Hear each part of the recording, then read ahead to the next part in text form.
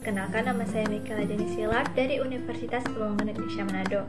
Dan untuk video kali ini saya akan membawakan mengenai tren isu keperawatan gerontik.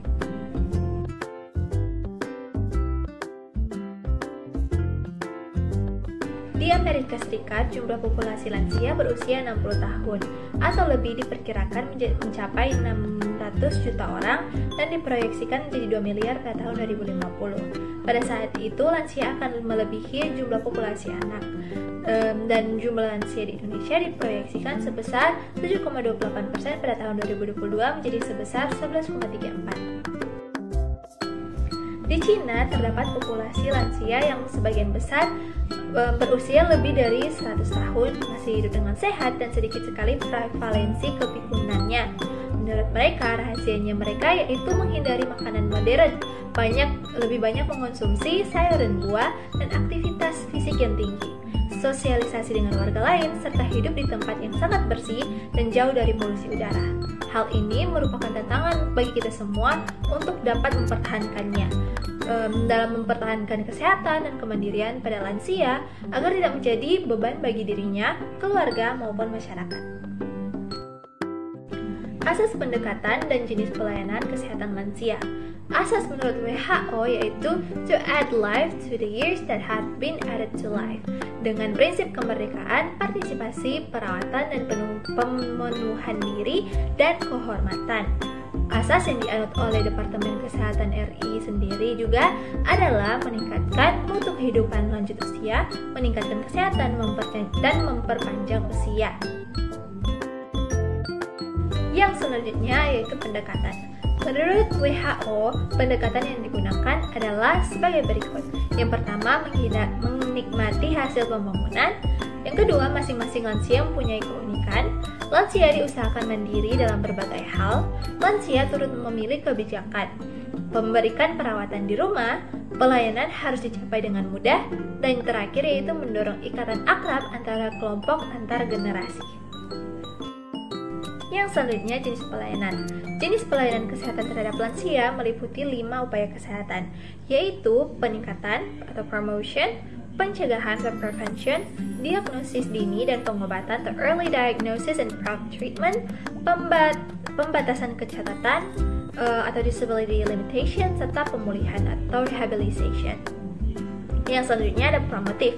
Upaya promotif merupakan proses advokasi kesehatan untuk meningkatkan dukungan ke klien, tenaga profesional, dan masyarakat terhadap praktik kesehatan yang positif menjadi norma-norma sosial. Penyampaian perilaku yang baik pada lansia, baik perorangan maupun kelompok lansia, adalah dengan cara sebagai berikut. Yang pertama, mendekatkan diri pada Tuhan Yang Maha Esa. Yang kedua, mau menerima keadaan dengan sabar dan meningkatkan rasa percaya diri. Yang ketiga, melakukan kegiatan sesuai kemampuan dan menjalin hubungan yang teratur dengan keluarga ataupun dengan sesama. Lalu olahraga ringan setiap hari. Yang kelima, sedikit makan tapi sering, memilih makanan yang sesuai dan juga banyak minum air putih. Yang keenam, berhenti merokok dan juga minuman keras. Yang ketujuh, mengembangkan hobi dan minat sesuai dengan kemampuan lansia. Yang ke-8, tetap memelihara hubungan yang baik, bahkan harmonis dengan pasangan. Yang ke-9, memeriksa kesehatan secara teratur dan rutin. Menyampaikan pesan bahagia. B. Berat badan berlebih dihindari. A. Atur makanan yang seimbang. H. Hindari faktor resiko penyakit jantung dan situasi yang menegangkan. A. Agar terus merasa berguna dengan mengembangkan kegiatan atau hobi yang bermanfaat. G. Gerak badan teratur dan sesuai dengan kemampuan. I. Ikuti nasihat dokter dan juga perawat. Dan terakhir A. Awasi kesehatan dengan pemeriksaan secara berkala. Dan preventif. yang pencegahan pada lansia itu mencakup 3 tingkat. Yang ada pertama yaitu pencegahan primer, yang dimana dilakukan pada lansia sehat untuk mencegah penyakit dengan melalui konseling, dengan berhenti merokok atau alkohol, dengan dukungan nutrisi juga, olahraga, dan juga keamanan lingkungan, manajemen stres, dan juga pengobatan yang tepat. Yang selanjutnya pencegahan sekunder, yaitu dengan mendeteksi penyakit sejak dini pada penderita tanpa gejala atau beresiko, seperti kontrol hipertensi, deteksi kanker, dan screening kesehatan seperti rektal, mamogram, pap smear, gigi, dan lain sebagainya. Yang terakhir pencegahan tersier, yaitu dilakukan secara muncul gejala atau cacat untuk mencegah kondisi memperburuk ketergantungan atau melalui perawatan di rumah sakit, rehabilitasi rawat jalan, dan perawatan jangka panjang. Jenis pelayanan pencegahan tersier: mencegah berkembangnya gejala dengan memfasilitasi rehabilitasi dan membatasi ketidakmampuan akibat kondisi kronis, misalnya osteoporosis atau inkontinensia urin atau fekal. Mendukung usaha untuk mempertahankan kemampuan berfungsi. Early diagnosis dan prompt treatment. Diagnosis dini dapat dilakukan oleh lansia sendiri atau petugas profesional atau petugas institusi.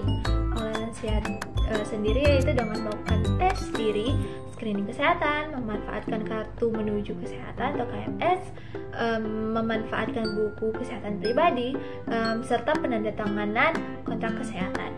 Dan oleh petugas profesional yaitu dengan pemeriksaan status fisik lansia, wawancara masa lalu dan saat ini, obat yang dimakan itu apa atau diminum, riwayat kesehatan keluarga atau lingkungan sosial, dan juga kebiasaan merokok atau ada kebiasaan meminum minuman alkohol. Pemeriksaan fisik diagnostik seperti pemeriksaan darah lengkap, pemeriksaan pelvis dan rektum, pemeriksaan sendi, kekuatan otot, penglihatan dan pendengaran, dan lain-lain. Screening kesehatan meliputi berat dan tinggi badan, kolesterol, dan tumor. Pemeriksaan status mental dan psikologis. Status mental yang terdiri atas pengkajian memori, perhatian, orientasi, komunikasi, dan perilaku. Pemeriksaan status fungsi tubuh seperti apakah mandiri atau independen, kurang mandiri atau partially, ketergantungan atau dependen. Rehabilitasi, penglihatan berkurang atau tidak bisa melihat, upaya rehabilitasi bagi lansia dengan keterbatasan pergerakan atau imobilisasi, upaya rehabilitasi bagi lansia dengan kepikunan atau demensia. Sekian untuk video kali ini, terima kasih sudah menonton, and goodbye.